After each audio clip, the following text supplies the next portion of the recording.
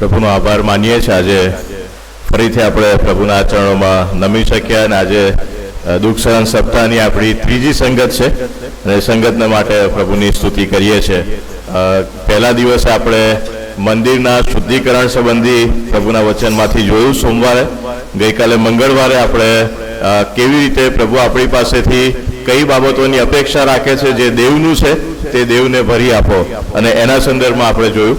અને આજે પણ આપણે માથીની સુવાર્તા 24મો અધ્યાય 1 થી 14 વચન આપણે વાંચ્યા અને એમાં પણ પ્રભુ એ કેટલીક મહત્વની બાબતો એમના શિષ્યોને કહી રહ્યા છે અને એ બાબતો આજે આપણને મંડળીને પણ લાગુ પડે છે અને એ જે શિક્ષણ પ્રભુ આપી રહ્યા છે એ સમજવા માંગીએ છીએ। શરૂઆતમાં આપણે જોઈ ગયા એ પ્રમાણે પહેલા દિવસે મેં કીધું હતું કે પ્રભુ દરરોજ એ બેથનિયાની અંદર રાત રોકાઈ, સવારે જૈતુન પર્વત ઓળંગીને પર્વતની બીજી બાજુમાં યરુશાલેમ શહેરને ત્યાં મંદિર અને ત્યાં દરરોજ સવારે જાય, ત્યાં શિક્ષણ આપે પછી એમના શિષ્યોની સાથે સાંજે ફરી પાછા જૈતુન પર્વત ઓળંગી અને બેથનિયામાં જાય ને ત્યાં રાતનું રોકાણ કરે। અને એમનું આ અઠવાડિયાનું દરરોજનું જાણે કે આ રૂટીન હતું ગુરુવાર સુધી। ગુરુવારની સાંજે એટલે કે યહૂદી કેલેન્ડર પ્રમાણે શુક્રવાર થઈ જાય પણ ગુરુવારની સાંજે એમને પરસ્વાધીન કરવામાં આવ્યા, ત્યાર પછી બધી બાબતો બદલાઈ, રાઈટ। પણ બુધવાર સુધી દરરોજનું એમનું આ રૂટીન હતું। એ બેથનિયામાં રોકાય અને સવારે યરુશાલેમમાં જાય અને એ પ્રમાણે એ જાય છે। પણ એક દિવસ એવું બને છે, મંગળવાર ને બુધવારની વચ્ચે બહુ ચોક્કસ તફાવત આપ્યો નથી પ્રભુના વચનમાં કે કયા દિવસે શું બન્યું, રાઈટ। પણ એ બંને દિવસ એ શિક્ષણની અંદર હતા। પ્રભુએ મંદિરમાં શિક્ષણ આપ્યું અને ત્યાર પછી એમના શિષ્યોને કેટલીક બાબતોનો અંગત ખુલાસો કરીને સમજાવ્યો જે એમના શિષ્યોએ એમને પૂછ્યું। અને એટલે અહીંયા જે બિનાઓ બની રહી છે 24મા અધ્યાયની પહેલી કલમથી આગળ, ઈસુ મંદિરમાંથી નીકળીને માર્ગે ચાલતો હતો અને તેના શિષ્યો તેને મંદિરના બાંધકામો દેખાડવાને તેની પાસે આવ્યા અને તેઓને ઉત્તર દીધો કે શું તમે એ બધા નથી દેખતા? હું તમને ખચિત કહું છું કે પાડી નહીં નખાય એવો એક પણ પથ્થર બીજા ઉપર અહીં રહેવા દેવાશે નહીં। મંદિરના નાશની પ્રભુ આગાહી કરે છે। એ મંદિરના નાશનો જે ભવિષ્યવાણી છે એ પ્રભુ એમને જણાવે છે કે આવું ભવિષ્યમાં બનવાનું છે। તમે આ ઇમારત જોઈને ખુશ થાવ છો, આ બહુ સુંદર દિવાલો છે। એ સમયે હેરોદ રાજાએ એ જે બીજું મંદિર હતું એને રિનોવેશન કરીને બહુ મોટું ને ભવ્ય બનાવ્યું। મેં કીધું કે વિદેશીઓનું આંકડું એ જ 35 એકરનું હતું અને ઇતિહાસકારો એવું કહે છે કે આ જે મંદિર છે એ તમે દૂરથી જાણે જુઓ તો એ આખું જે માર્બલ પથ્થર આવે, સફેદ કલરના પથ્થર હોય માર્બલ, અને એવા માર્બલના પથ્થરોથી જાણે આખું મળેલું હોય ને એની ઉપર પછી સોનાની ચાદર ચડાવી હોય એવું દેખાય। અને એની ઊંચાઈ એ 150 ફૂટ હતી। આ યરુશાલેમના મંદિરને આજે બીજું મંદિર જે હેરોદે રિનોવેશન કર્યું ને ભવ્ય બનાવ્યું 150 ફૂટ ઊંચું હતું। અને એટલા માટે એ મંદિર એ એટલું ભવ્ય દેખાતું હતું, એટલું ગજબનું લાગે। એના પથ્થર એ એટલા મોટા મોટા ને આજે પણ એ પથ્થરો ત્યાં પડેલા છે। જો તમે ઇઝરાયલની મુસાફરીએ જાઓ તો તમને એ પથ્થરો જોવા મળે। એ દિવાલને તોડી પાડવામાં આવીને પથ્થરો છે આજે ત્યાં પડ્યા છે। એ બતાવે છે કે એને પાડી નહીં નખાય। એ જે આપણે વાત વાંચી એ પ્રમાણે એવો એક પણ પથ્થર રહેવા નહીં દેવામાં આવે અને બધા પથ્થરે પાડી નાખવામાં આવ્યા। પણ એ પથ્થર એટલા અજાયબ જેવા ગજબના મોટા અને ભવ્ય પથ્થરોને એને ગોઠવીને ઊંચી 150 ફૂટ ઊંચી દિવાલો અને પછી એ દિવાલોને સોને મળેલી, કેટલું ગજબનું દેખાય। અને એટલા માટે શિષ્યો કહે છે કે કેટલું ભવ્ય મંદિર, આપણા ઈશ્વરનું મંદિર એ આટલું ગજબનું। અને પ્રભુ કહે છે કે તમે આ ઇમારત ઉપર અભિમાન કરો છો। આ ઇમારત જોઈને તમને એવું લાગે છે કે આ દિવાલો ને આ બાંધકામો ને કેટલું ભવ્ય છે અને આપણા દેવની ભવ્યતા એ આની અંદર દેખાય છે। આ બધું જમીનદોસ્ત કરી દેવામાં આવશે, બધું પાડી નાખવામાં આવશે। તમારા ઈશ્વરની ભવ્યતા એ આ ઇમારતોના ગજબના બાંધકામમાં અને એની ગજબની કારીગરીમાં નથી। તમારા ઈશ્વરની ભવ્યતા એ તો બીજી કોઈક બાબતોમાં છે। અને પછી એ શું બાબતો બનવાની છે એના સંબંધી પ્રભુ આગળ જણાવે છે ત્રીજી કલમથી આગળ। અને અહીંયા પ્રભુ યરુશાલેમથી પાછા બેથનિયા જઈ રહ્યા છે એ સમય, અથવા તો બીજા દિવસે સવારે બેથનિયાથી યરુશાલેમ જઈ રહ્યા છે। બેમાંથી કોઈ પણ સમય હોઈ શકે। પણ ત્યાં જૈતુન પહાડ ઉપર તે બેઠો, ત્રીજી કલમની અંદર જે નોંધ્યું છે 24મો અધ્યાયની ત્રીજી કલમ, અને જૈતુન પહાડ ઉપર બેઠા છે. બીજી સુવાર્તામાં માર્ક અને લુકની સુવાર્તામાં પણ આનું વર્ણન છે અને ત્યાં બહુ સ્પષ્ટતાથી કહે છે કે જૈતુન પહાડ ઉપર યરૂશાલેમ તરફ નજર રાખીને મંદિર દેખાય એ રીતે બેઠા છે ઈસુ ને એમના શિષ્યો. અને ત્યાં પછી શિષ્યો ઈસુને પ્રશ્ન પૂછે છે. તેવામાં તેના શિષ્યોએ એકાંતમાં આવીને તેની પાસે આવીને કહ્યું કે એ બધું ક્યારે થશે અને તારા આવવાની તથા જગતના અંતની નિશાની શી થશે તે અમને કહે. 3 પ્રશ્નો આ શિષ્યો ઈસુને એકાંતમાં જૈતુન પહાડ ઉપર બેસીને પૂછે છે એવા સમયે કે જ્યારે એ લોકો ત્યાં પહાડ પરથી મંદિરને જોઈ રહ્યા છે. 3 પ્રશ્નો. ત્યાં પહેલી બાબત શિષ્યો જે પૂછે છે 3જી કલમની અંદર આ બધું ક્યારે થશે? કઈ બધી બાબતો? આ મંદિરના સંબંધમાં તમે કીધું કે આ બધું પાડી રાખવામાં આવશે તો એ ક્યારે થશે એ અમને જણાવો. બીજી બાબત ત્યાં લખી છે, બીજો પ્રશ્ન, અને તારા આવવાની, તમે પાછા આવવાની વાત કરે છે કે હું જઉં છું ને હું પાછો આવીશ તો તમારા આવવાની નિશાની કઈ હશે? અને ત્રીજો પ્રશ્ન, જગતના અંતની નિશાની શું હશે? આ યરૂશાલેમના મંદિરના નાશની તમે વાત કરો છો એ ક્યારે થશે? તમારું આવવાનું ક્યારે થશે? અને જગતનો નાશ ક્યારે થશે? આ 3 પ્રશ્નો આ શિષ્યો પ્રભુને જૈતુન પહાડ ઉપર બેસીને પૂછે છે જ્યારે એ લોકો મંદિરને જોઈ રહ્યા છે. અને પછી પ્રભુ એના સંબંધી ઘણી બધી બાબતો, એ 24મો 25મો અધ્યાય અને છેક 26મો અધ્યાય સુધી એ બધી બાબતો લખી. 26મો અધ્યાયની પહેલી કલમ, અને ઈસુએ એ સર્વ વાતો પૂરી કરી ત્યાં એ બાબત નોંધ્યું છે. ત્યાં સુધી પ્રભુ આ બધી બાબતોનું શિક્ષણ આપે છે. મંદિરનો નાશ કેવી રીતે થશે, મારું આવવું કેવી રીતે થશે, એ સમય કેવો હશે, અને જગતનો અંત કેવો હશે. અને બધી બાબતો જોઈએ તો બહુ લાંબો વિષય થાય, ઘણા બધા દિવસો સુધી આપણે બેસવું પડે. પણ 1 થી 14 કલમમાં જે બાબતો લખી છે એમાંથી આપણે એક નાની ઝાંખી લેવા માંગીએ છીએ અને કઈ બાબતો આપણને આવી પરિસ્થિતિમાં ઉત્તેજન આપનારી છે એ આપણે સમજવા માંગીએ છીએ. હવે અહીંયા 4થી કલમથી આગળ પ્રભુ એ બધી બાબતોના સંદર્ભમાં કહેવાની શરૂ કરે છે. 3 પ્રશ્નોના જવાબમાં પ્રભુ આ કહી રહ્યા છે. 4થી કલમ. ત્યારે ઈસુએ તેઓને ઉત્તર દીધો કે સાવધાન રહો કે તમને કોઈ ભૂલાવે નહીં, કેમ કે હું તો ખ્રિસ્ત છું એમ કહેતા ઘણા મારે નામે આવશે ને તેઓ ઘણાને ભૂલાવશે. આ 3 પ્રશ્નોના જવાબમાં સૌથી પહેલા પ્રભુ કહે છે કે સાવધાન રહો, કારણ કે હું તો ખ્રિસ્ત છું એવું કહીને ઘણા બધા આવશે અને એ લોકો તમને ભૂલાવશે, એ લોકો તમને ખોટા રસ્તે દોરી જશે, એ તમને ખોટા શિક્ષણ આપશે, એ તમને પ્રભુ આવી ગયા છે એવી બાબતો શીખવશે. કેમ કે હું જ પ્રભુ છું એવું એ લોકો કહેશે. હું પ્રભુ છું અને હું આવી ગયો છું, પાછો આવી ગયો. અને એવી પરિસ્થિતિઓ આ જગતમાં તમારી સાથે બનશે ત્યારે ચેતીને રહેજો, એમાં તમે ખોવાઈ ના જશો, ભૂલા ના પડશો. કેમ? કારણ કે ત્યાં 2 ભાગની અંદર પ્રભુ બાબતો કહી રહ્યા છે. 3 બાબતો એ જગતમાં બનશે, 3 બાબતો મંડળીમાં બનશે. 1 થી 14 કલમ આપણે જે વાંચીએ એમાં, અને 6ઠી કલમથી આગળ, અને લડાઈઓ તથા લડાઈઓની અફવાઓ તમારે સાંભળવામાં આવશે, પણ જો ગભરાતા ના, કેમ કે આ બધું થવાની અગત્ય છે, પણ તેટલાથી અંત નહીં આવે. કેમ કે પ્રજા પ્રજાની વિરુદ્ધ અને રાજ્ય રાજ્યની વિરુદ્ધ ઉઠશે, અને દુકાળો તથા મરકીઓ તથા ઠેકાણે ઠેકાણે ધરતીકંપ થશે. આ બધી બાબતો જગતમાં બનશે. 3 બાબતો થશે. એક તો યુદ્ધો થશે, પ્રજા પ્રજાની વિરુદ્ધ, રાજ્યો રાજ્યોની વિરુદ્ધ ઉભા થશે. બીજી બાબત એ કુદરતી આફતો, એમાં મરકીઓ, બીમારીઓ જાત જાતની આવશે અને એ બધી પરિસ્થિતિઓ થશે, દુકાળ પડશે વગેરે. અને ત્રીજી બાબત એ ધરતીકંપો થશે. 3 બાબતો એ જગતમાં જોવા મળશે. હવે પ્રશ્ન એ થાય, કેટલી બધી વખત લોકો એ બાબત કહે છે જ્યારે ગમે ત્યારે આવો ધરતીકંપ આવે ને આવી મરકીઓ, કોરોના વાયરસ આવે એ સમયે આ બધું બહુ ચાલ્યું હતું. આપણે બધા થોડા સમય પર જ એમાંથી પસાર થાય એટલે આપણી એ બધી યાદો તાજી છે.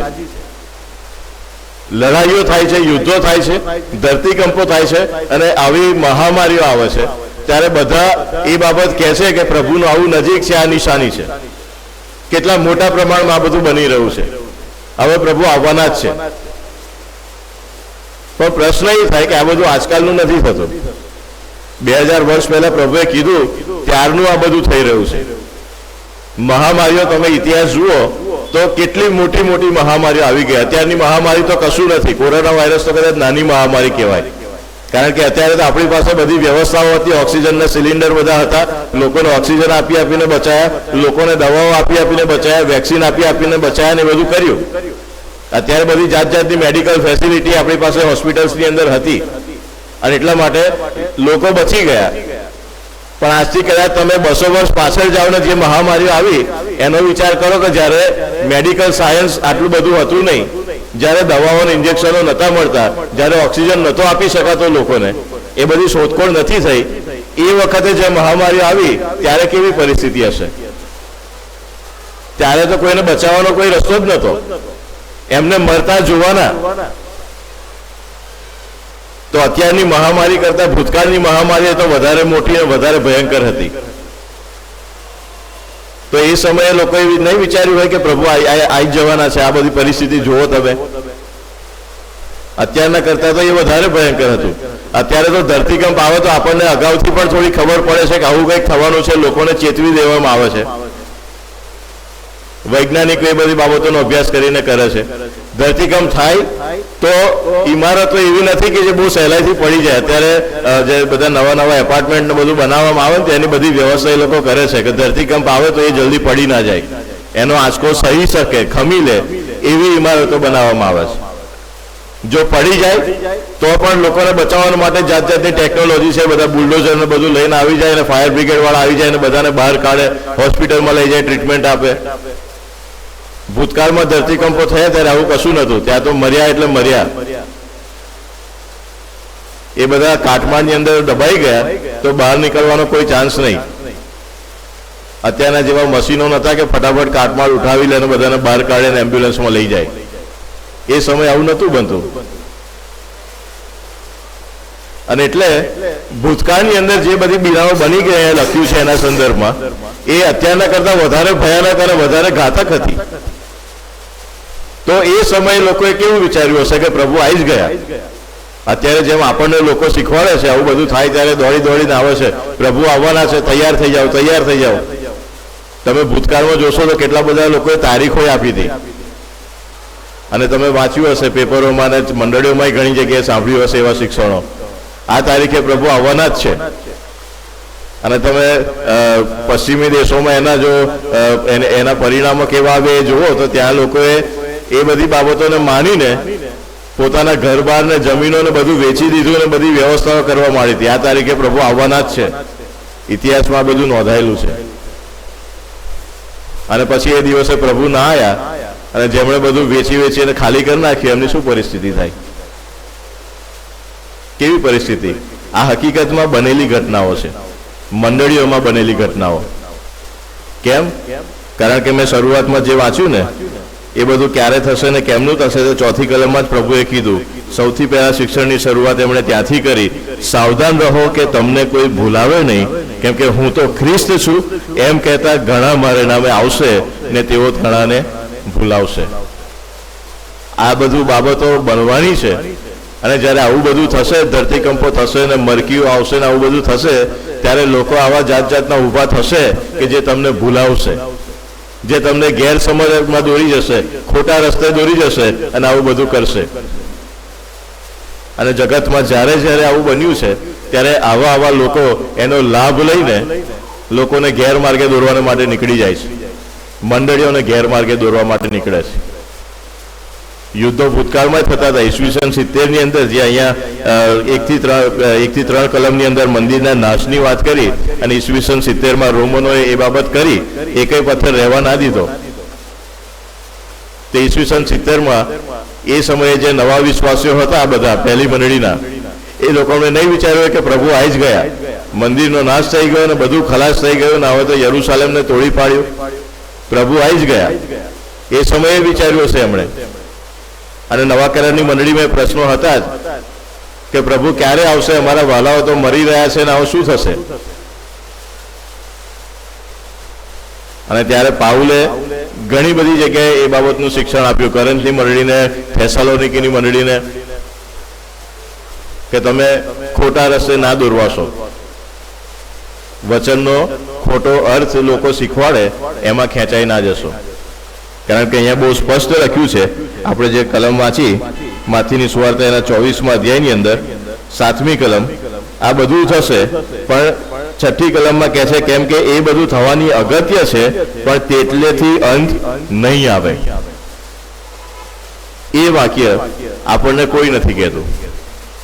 જ્યારે ધરતીકંપો થાય, જ્યારે મરકીઓ આવે, મહામારીઓ આવે, યુદ્ધો થાય, ત્યારે આવી ગયા એવું કહે છે.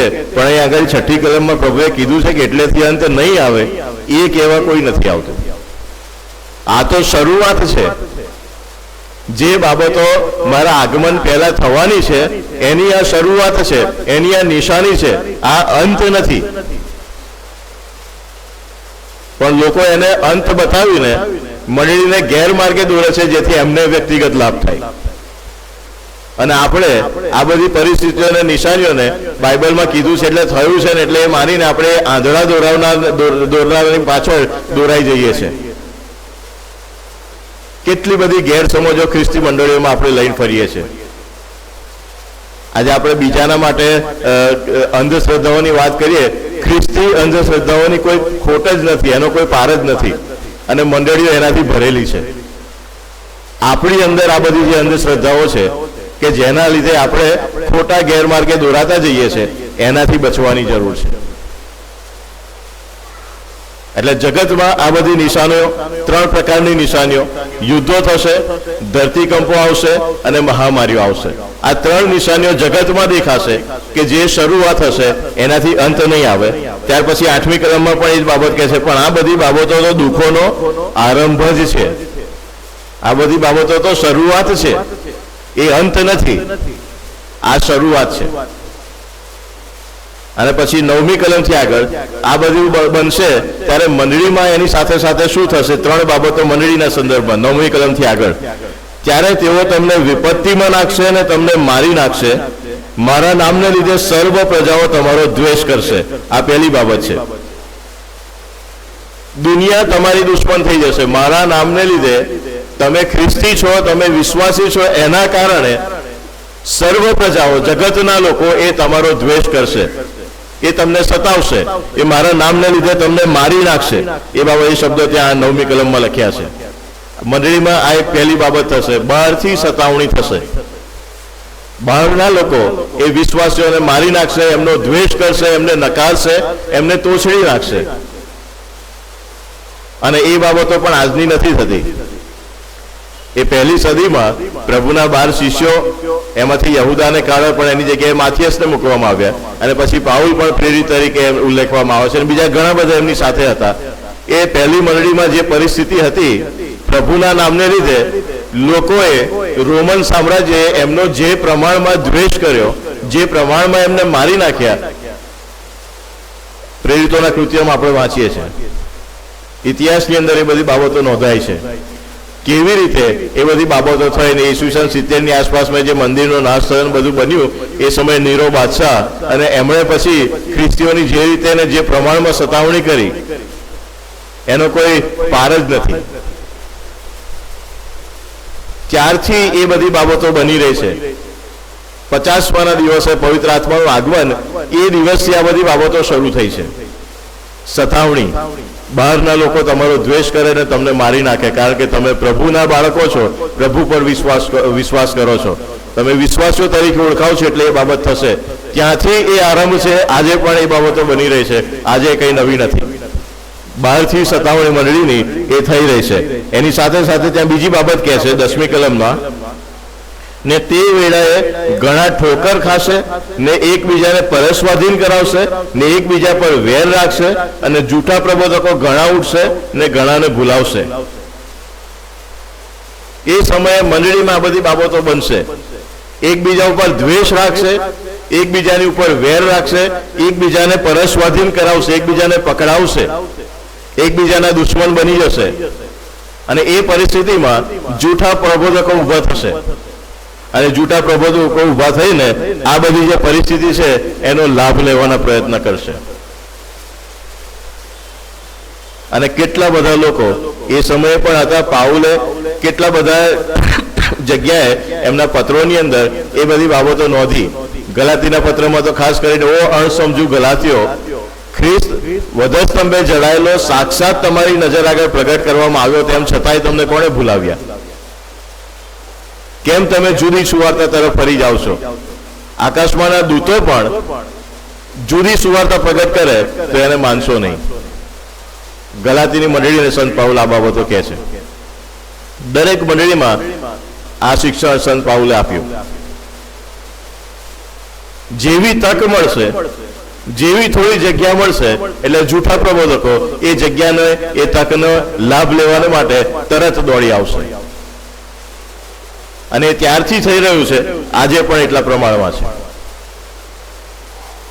અને એ જૂઠા પ્રબોધકો આ બધી બાબતોનો કેવી રીતે લાભ લે છે, જ્યારે મંડળીમાં તકલીફ થાય, બે ભાગ પડે, એટલે એ જૂઠા પ્રબોધકો દોડીને આવે. અહીંયા આત્મિકતા નથી, અહીંયા સારું નથી, અહીંયા તો પ્રભુનું ભજન નથી થતું, ચલો આપણે બીજે નવું શરૂ કરીએ. અને નવી જગ્યાએ પછી એ નવી આત્મિકતાના નામે નવી નવી બાબતો જાત જાતની શીખવાડે અને પછી બધાને ગેરમાર્ગે દોરી જાય. અહીંયા શાંતિ, અહીંયા પ્રભુની હાજરી, અહીંયા પ્રભુનો આત્માનો આશીર્વાદ, અને પછી બાઇબલની બહારનું બધી પ્રકારનું શીખવાડે અને આપણને ખોટા રસ્તે લઈ જાય.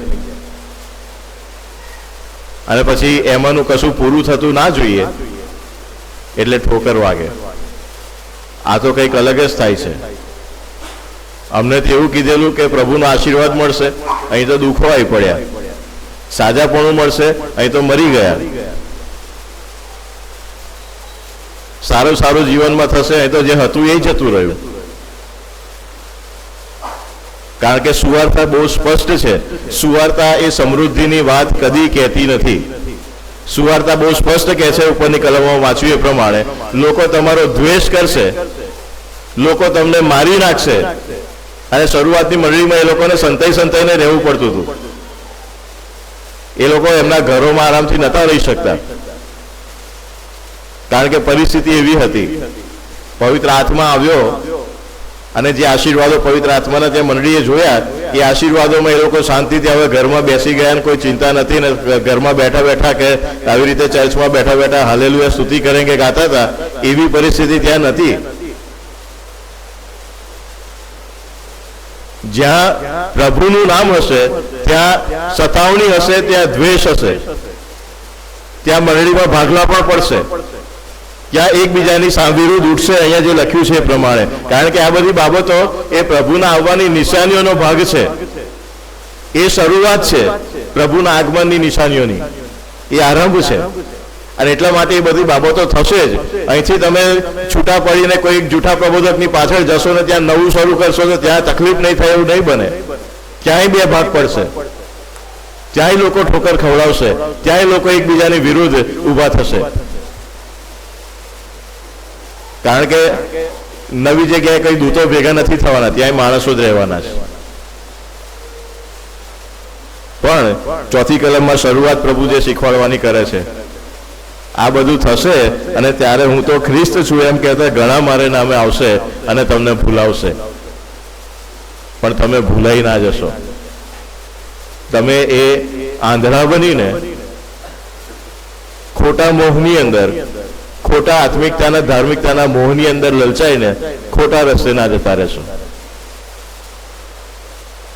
પણ દુઃખની વાત તો એ છે, એ સમયે પણ એ થતું હતું. એટલા માટે જ સંત પાઉલે કેટલી બધી મંડળીઓને ઠપકાના સ્વરૂપમાં અને ચેતવણીના સ્વરૂપમાં આ પત્રોની અંદર લખી લખીને કહેવું પડ્યું કે તમે ઊંધા થઈ રહ્યા છો.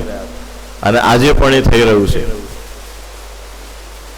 એની સાથે સાથે છેલ્લી બાબત જે 11મી કલમમાં કીધી છે, ત્રણ બાબતો મંડળીના સંદર્ભમાં, બહારથી સતાવણી, અંદરથી જૂઠા પ્રબોધકો, અને ત્રીજી બાબત 11મી કલમ અને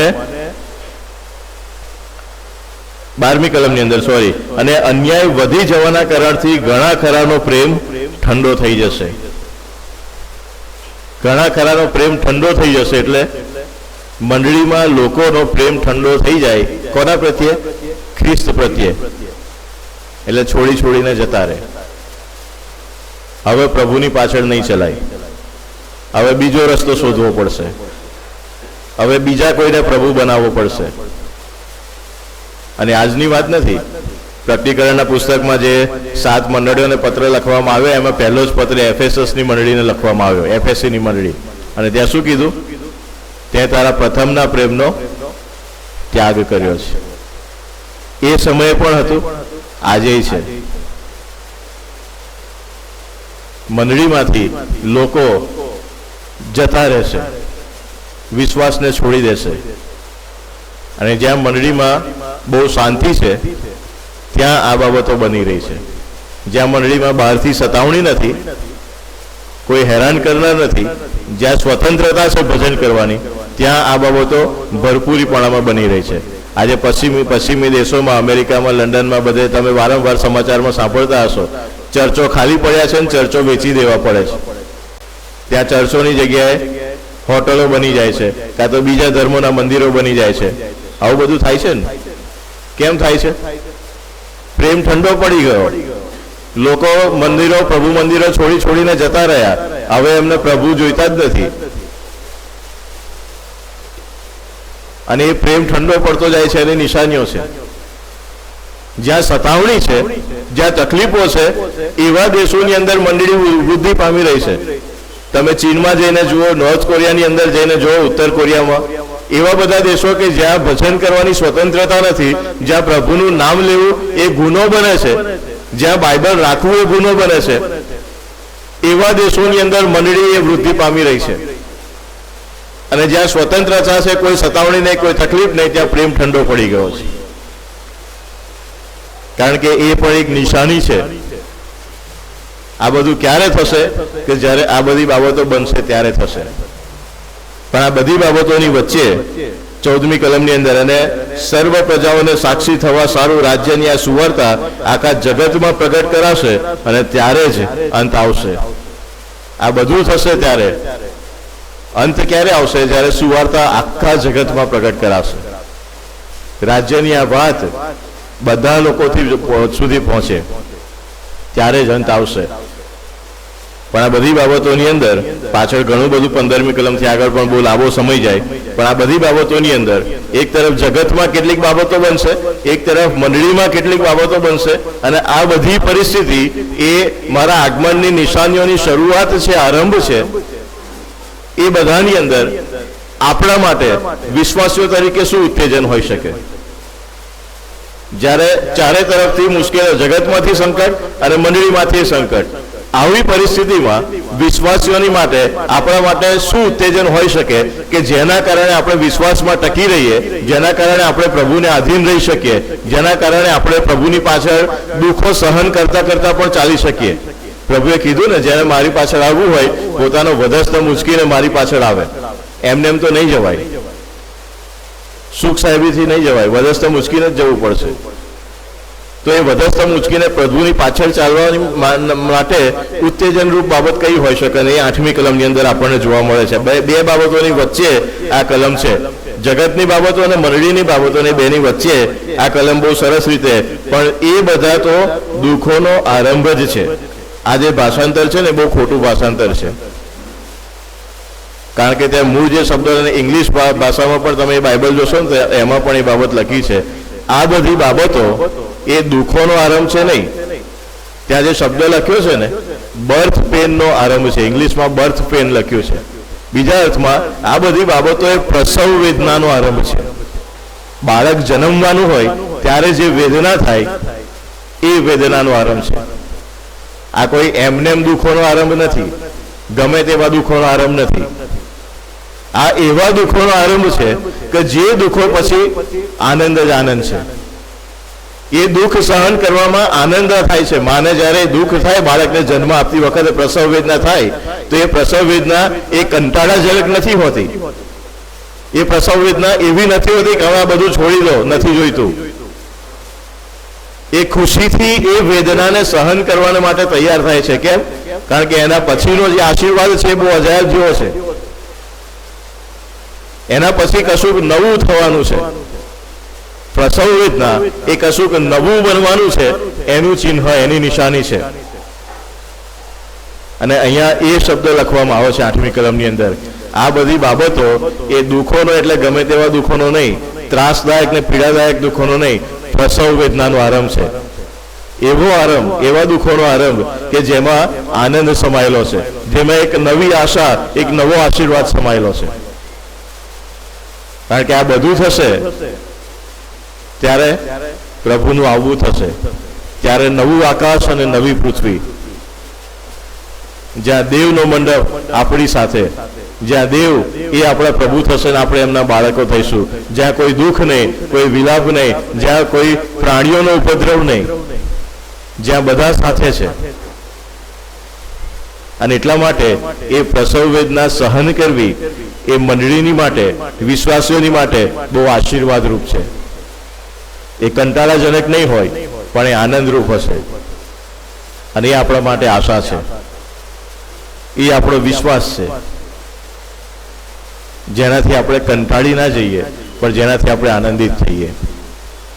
પ્રશ્ન એ છે કે શું મંડળી એની માટે તૈયાર છે?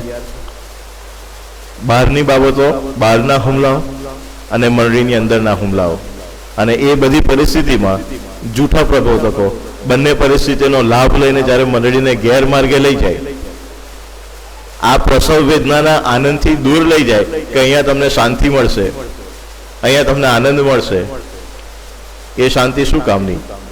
એ શાંતિ કરતા પ્રસવ વેદના વધારે આશીર્વાદિત છે, વધારે આનંદ આપનારી છે, વધારે સુખ આપનારી છે. શું આપણે એ ભૂલા પડીને એવા જૂઠા પ્રબોધકો કે એવા જૂઠા ખ્રિસ્તોની પાછળ દોડીશું, કે પછી સુવાર્તાને પકડી રાખીને આ પ્રસવ વેદનાની અંદર આનંદ માણીશું? અને પ્રભુ ફરજ સ્વાધીન થવાના છે, વધજ તમને ઉંચકવાના છે, એની પહેલા એના આગલા દિવસે એમના શિષ્યોને આ શીખવે છે. યાદ રાખજો, આ બધું થવાનું છે, પણ એમાં આનંદ કરજો.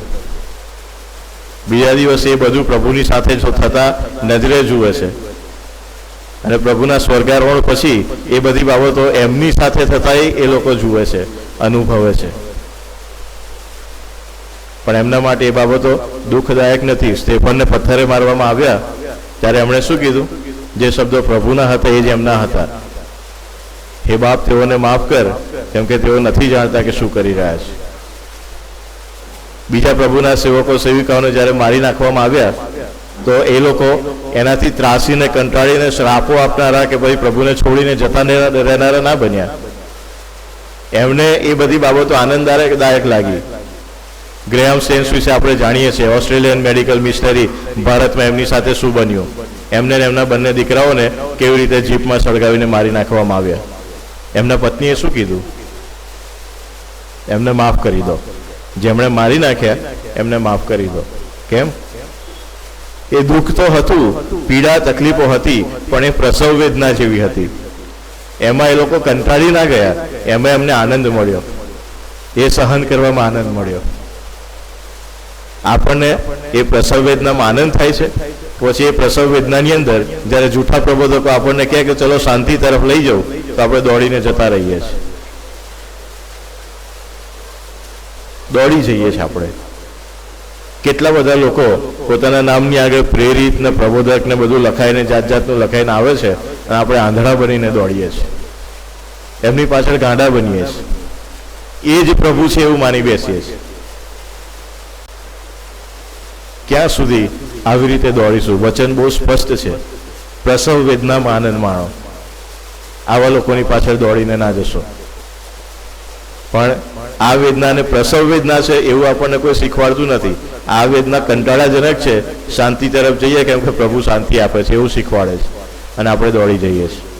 યાદ રાખીએ, ગમે તે પરિસ્થિતિ આવે છે, બહારથી આવે છે કે અંદરથી આવે છે, જગતમાંથી આવે છે કે મંડળીમાંથી આવે છે, બધી પરિસ્થિતિઓ પ્રસવ વેદના સમાન છે એ પ્રભુનું વચન કહે છે. અને એ પરિસ્થિતિઓની અંદર આપણે આનંદથી ટકી રહીએ, કારણ કે પ્રભુ એમાંથી નવું બનાવવા જઈ રહ્યા છે. એક નવું જીવન, એક નવો જન્મ, એક નવું જગત, એક નવો આશીર્વાદ કે જે આપણી પાસેથી કદી છીનવી લેવાશે નહીં.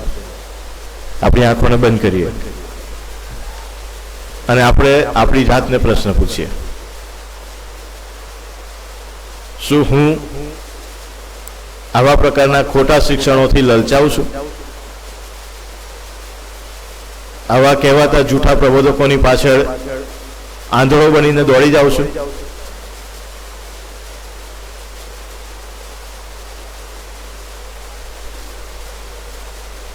પ્રભુનું વચનમાં પ્રભુએ જે ખ્રિસ્તી વિશ્વાસની અને ખ્રિસ્તી જીવનની વાસ્તવિકતાઓ સમજાવી, એનાથી વિરુદ્ધના આશીર્વાદો અને એનાથી વિરુદ્ધની શાંતિના શિક્ષણો જોઈને મને એ તરફ દોડી જવાની લાલચ થાય છે? જો આપણે એનો ભાગ બન્યા છે કે ભોગ બન્યા છે, તો પ્રભુનું વચન શીખવે છે કે ચેતીને રહેજો, સાવધાન રહેજો, ત્યાંથી પાછા વળી જાઓ. કારણ કે જે પરિસ્થિતિઓનો સામનો તમે મંડળીમાં કરો છો, મંડળીની બહારથી કે મંડળીની અંદરથી, એ તો પ્રસવ વેદના છે. એક એવી વેદના જે આનંદ આપશે, જે આશીર્વાદ આપશે, જે નવું જીવન આપશે, જે નવું જગત આપશે. ત્યાં પ્રભુની હાજરીનો આશીર્વાદ મળશે.